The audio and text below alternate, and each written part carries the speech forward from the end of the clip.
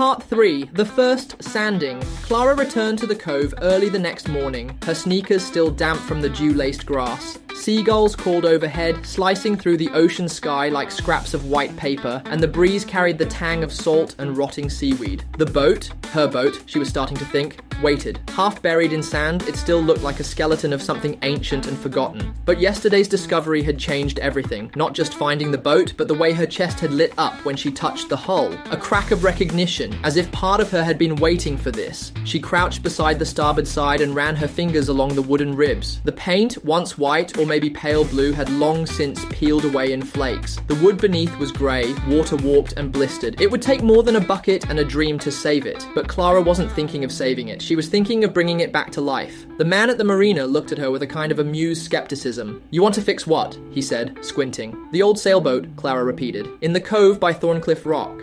"Kid, that thing's been dead longer than you've been alive," Clara shrugged. "Then I want to undead it." The man chuckled. "You got tools? Know what you're doing?" "No, that's why I'm here." She left with a borrowed hand sander, coarse grit sandpaper, a heavy-duty brush, and a reminder to wear gloves. The man had even thrown in a pair of goggles and a chipped can of sealant, just in case. People in small towns, she was quickly learning, didn't know how to say no, but they loved a good story. The first sanding was brutal. Clara dragged the tools to the cove in a backpack that pulled on her shoulders and dropped them beside the boat with a thud. The sun was climbing fast, turning the beach golden. She pulled on the goggles, tied her hair back, and slipped on the gloves. The hand sander whirred to life with a high-pitched buzz that made her teeth hurt.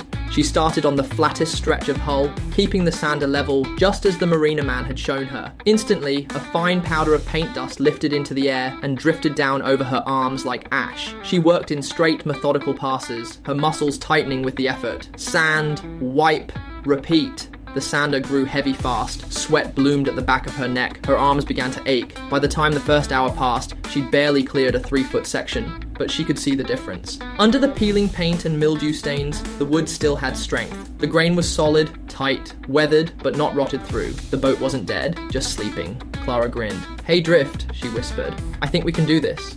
By noon, her hands were blistered and shaking. She sat back on the sand, brushing away flakes of dust that clung to her clothes and arms.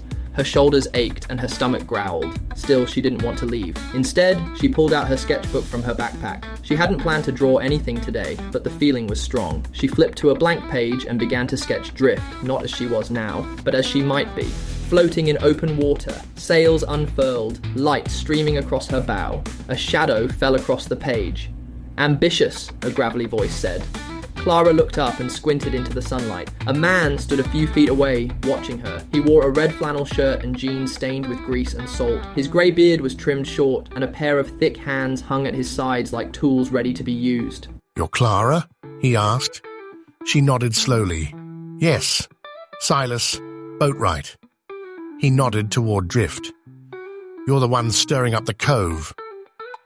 Clara stood up, brushing her hands on her jeans. "I didn't think anyone still came out this way. I don't. Not often." He glanced at the boat, then at the sketch.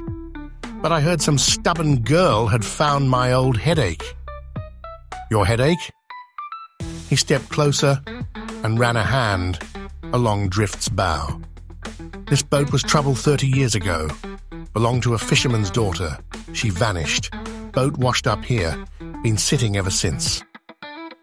"I want to fix her," Clara said, not sure why she felt like she needed to defend herself.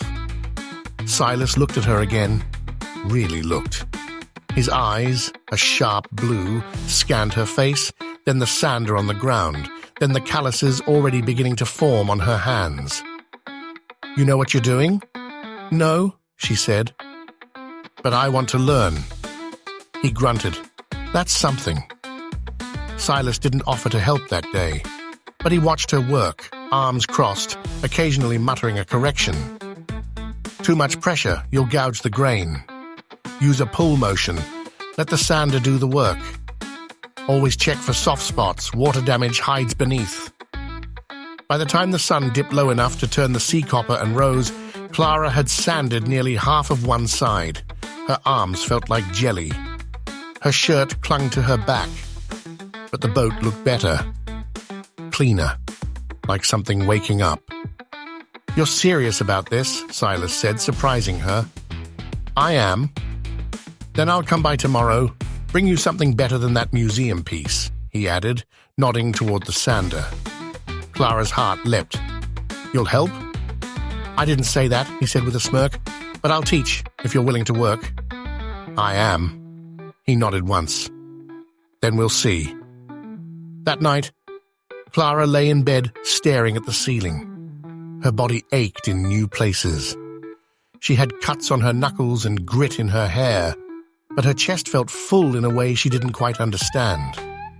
For the first time since they'd moved to this beach town, she wasn't thinking about the friends she left behind. She wasn't thinking about her city school, or the apartment windows that used to overlook rooftops instead of waves.